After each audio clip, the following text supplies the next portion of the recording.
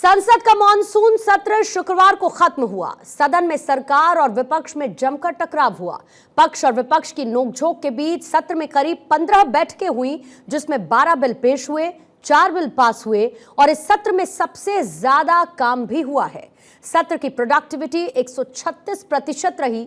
सदन की कार्यवाही के संचालन में स्पीकर ओम बिरला की भूमिका काफी अहम रही। ओम बिरला ने सख्ती और नरमी के साथ ही बेहतरीन तरीके से सदन को चलाया। उन्होंने गर्म होते पक्ष और विपक्ष के सांसदों को बहुत ही शालीनता से शांत कराकर हर मुद्दे पर चर्चा का मौका दिया। ऐसे में अब बीजेपी के नेताओं में यह चर्चा है कि बीजेपी सरकार के हर टर्म में अब स्पीकर ओम बिरला ही होंगे। यह रिपोर्ट आप देखिए।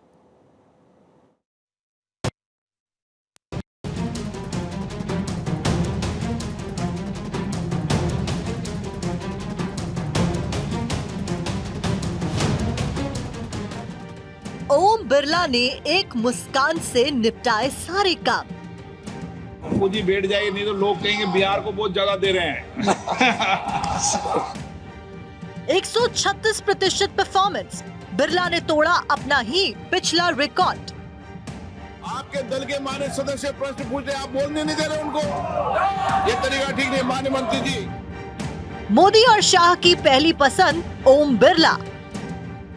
आदरणीय अध्यक्ष जी, हमारे शास्त्रों में कहा गया है कि विनम्र और व्यवहार कुशल व्यक्ति सफल सहज रूप से होता है, और आपको तो उसके साथ साथ एक मीठी मीठी मुस्कान भी मिली हुई है।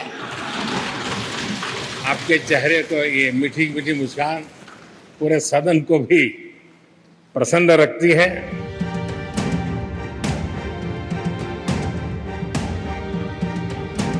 काम भी हुआ, चर्चा भी हुई। बिरला की भूमिका अहम रही।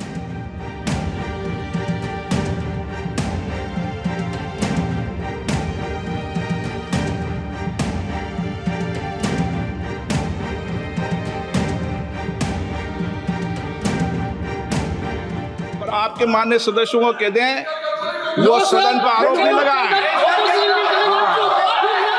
रिपोर्ट से बोलता हूँ मैं, बिना रिपोर्ट से नहीं बोलता हूँ।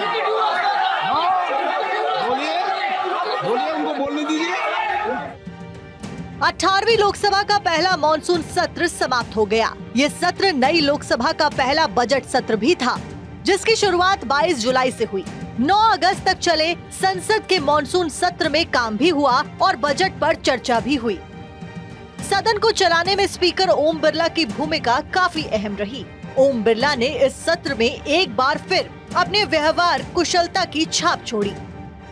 सत्ता पक्ष और विपक्ष के सांसदों को अनुशासन के लिए प्रेरित किया। प्रश्नकाल में मैंने आपको अलाउ नहीं किया, आप लिख के दीजिए। स्पीकर ओम बिरला ने सदन के नियम और प्रक्रियाओं को ध्यान में रखकर बेहतरीन सदन चलाया और नियमों से कभी समझौता नहीं होने दिया। न संसद को हंगामे की भेंट चढ़ने दिया। जहां ओम बिरला को सख्ती दिखानी चाहिए थी, वहां वे सख्त दिखाई दिए। जहां नर्म होना चाहिए था, वहां नरमी से काम किया। पोस्टर नहीं आने दूंगा, गलत तरीका है ये। नहीं आने देंगे, पोस्टर नहीं लेना देंगे सदन में, गलत तरीका है। शुक्रवार को संसद का मॉनसून सत्र खत्म हो गया। पूरे सत्र में कुल 15 बैठकें हुई, जो कि लगभग 115 घंटे चली। सत्र के दौरान सदन की प्रोडक्टिविटी लगभग 136% रही। 23 जुलाई को वित्त मंत्री निर्मला सीतारमण ने बजट पेश किया, जिस पर करीब 27 घंटे 19 मिनट तक चर्चा हुई। इस चर्चा में 181 सदस्यों ने भाग लिया। इसके साथ ही संसद में कुल 12 विधेयक पेश हुए, जिनमें से 4 विधेयक पारित हुए।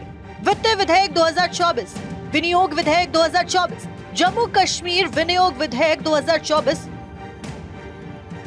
ओम बिरला की कार्य कुशलता को देखते हुए भारतीय जनता पार्टी के नेताओं में इस तरह की चर्चा है कि अब बिरला ही हर टर्म में लोकसभा के स्पीकर होंगे।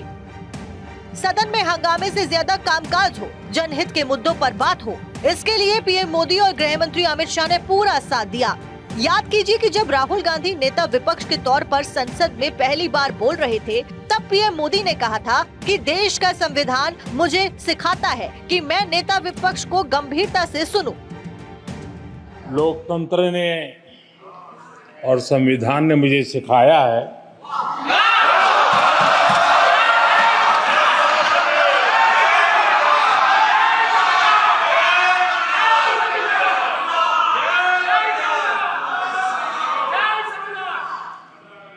कि मुझे विपक्ष के नेता को गंभीरता से लेना चाहिए।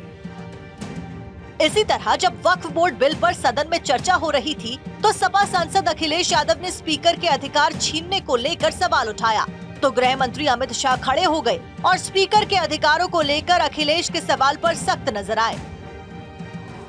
और मैंने अध्यक्ष महोदय सुना इस लॉबी में कि कुछ अधिकार आपके भी छीने जा रहे हैं, उसके लिए हम लोगों को लड़ना पड़ेगा आपके लिए।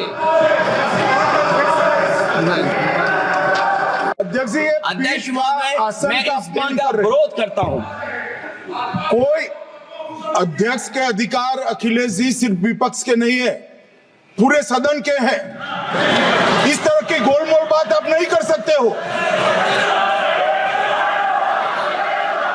आप नहीं हो अध्यक्ष के अधिकार के संरक्षक।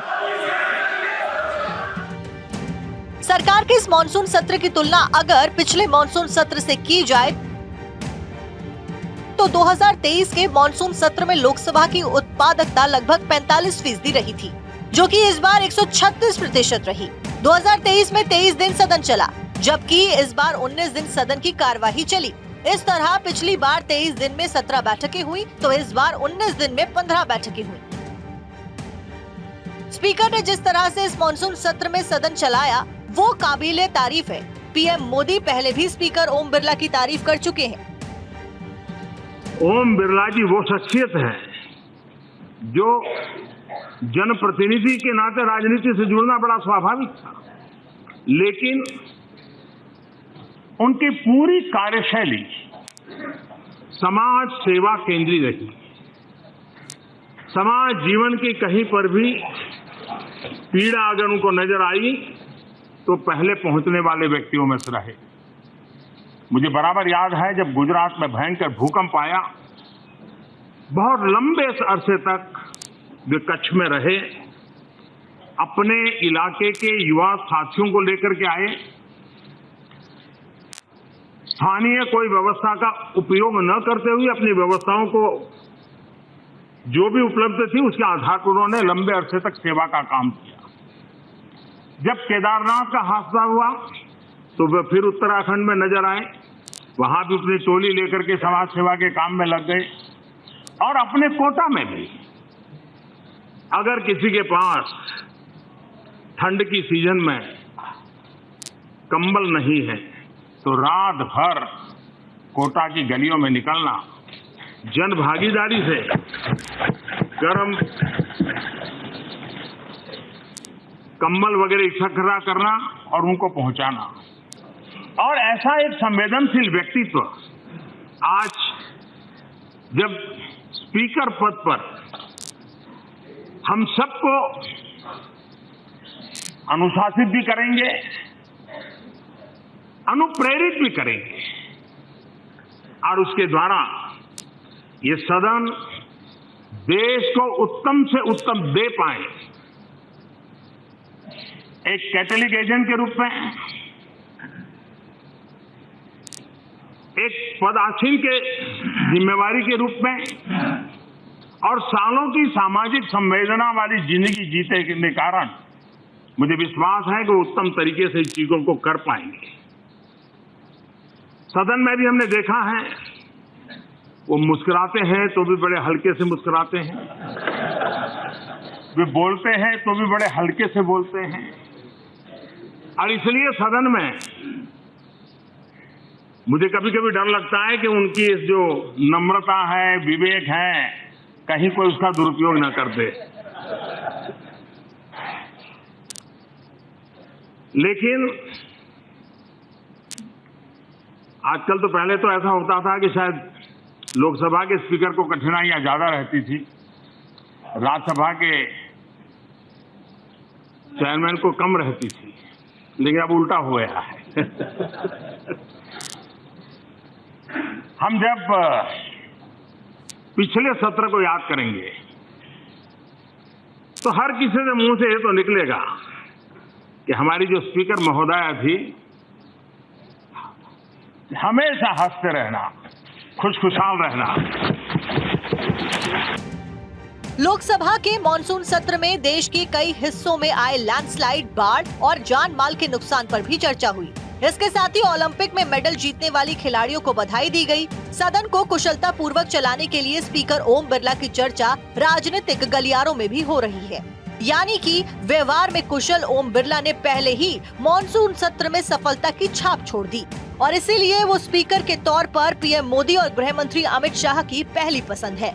Bureau report, Bharat 24।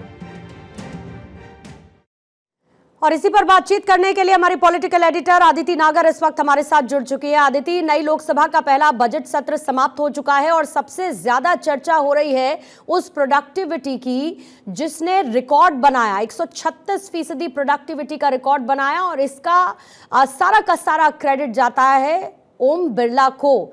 जाहिर बात है कि उन्होंने एक नया रिकॉर्ड तो सेट किया ही, बल्कि प्रोडक्टिविटी के लिहाज से अपने खुद के पुराने रिकॉर्ड तोड़ डाले।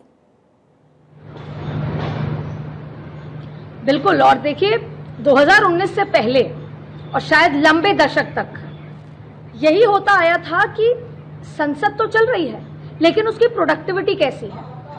आपने हमेशा देखा हंगामा हुआ, वॉकआउट हुआ, हंगामा होता रहा, लेकिन कभी भी प्रोडक्टिविटी का जिक्र नहीं होता आया। जबकि संसद भवन में कितने घंटे संसद चली और उसमें कैसी प्रोडक्टिविटी रही, ये पूरे देश की जनता का हक है जानना भी, और ये जरूरी है क्योंकि वहां पे कानून बनते हैं और वहां से बने कानून पूरे देश में एक सुचारू रूप से काम होता है। अब सबसे महत्वपूर्ण बात है कि ये मोदी 3.0 का कार्यकाल है।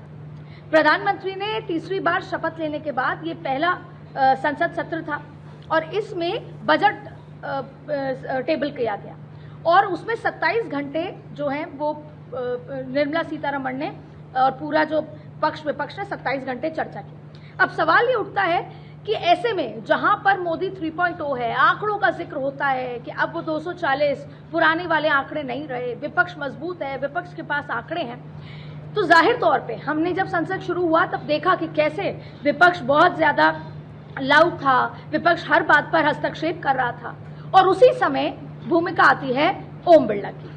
और आज यही वजह है कि 136% प्रोडक्टिविटी पर पहुंचकर और ऐसी संसद में जहां पर हर बात पर विपक्ष ने हंगामा किया, विपक्ष वॉकआउट करने को तैयार था, विपक्ष हर बात पर कोई ना कोई सवाल उठा रहा था, चाहे फिर वो वायनाड का जिक्र हुआ हो, चाहे फिर वो वक्फ बोर्ड का जिक्र हो, और यहाँ तक कि जब बजट पेश हुआ उसके बाद से हर एक मसले पर सवाल उठते रहे। ऐसे में ये केवल और केवल ओम बिरला की कार्यशैली है जिसने एक तो विपक्ष को साथ लेकर आगे चले और दूसरी बड़ी बात है विपक्ष को साथ लेकर आगे चलने के साथ साथ इतनी बड़ी प्रोडक्टिविटी को अचीव करा। क्योंकि हर एक मुद्दा यहाँ पर बांग्लादेश का जिक्र आया, वक्फ बोर्ड का जिक्र आया, उससे पहले राहुल गांधी की जाति तक पूछी जाती है और हर एक समय केवल और केवल एक ही चीज देखी गई कि कैसे ओम बिरला ने पूरे के पूरे सदन को संचालित किया। सरकार को बोलने का मौका दिया तो वही विपक्ष को उसका जवाब देने का मौका, या विपक्ष को बोलने का मौका दिया तो विपक्ष के सवालों पर सरकार को या सरकार के नुमाइंदों को जवाब देने का मौका दिया। अब क्योंकि ये सवाल उठता है कि ओम बिरला, ये इतिहास रचाया उन्होंने कि वो दूसरी बार लोकसभा स्पीकर बने हैं, ऐसे में केवल और केवल यही बात है पूर्णिमा कि उन पर आलाकमान का, भारतीय जनता पार्टी का इतना ज्यादा विश्वास था। और विश्वास क्या था कि वो ऐसे आंकड़ों के साथ, ऐसी संसद के साथ भी सबको साथ लेकर आगे चलकर इतनी प्रोडक्टिविटी अचीव कर पाए। और जाहिर बात है आदित्य कि उनकी कार्यशैली का ही असर रहा कि उनकी सख्ती और नरमी के बीच में एक बैलेंस नजर आया, जिसके बाद आज हम इस रिकॉर्ड की, इस प्रोडक्टिविटी का जिक्र कर रहे हैं जो कि इस दौरान 136% नजर आई। बहुत बहुत शुक्रिया आदित्य आपका हमारे साथ जुड़ने के लिए।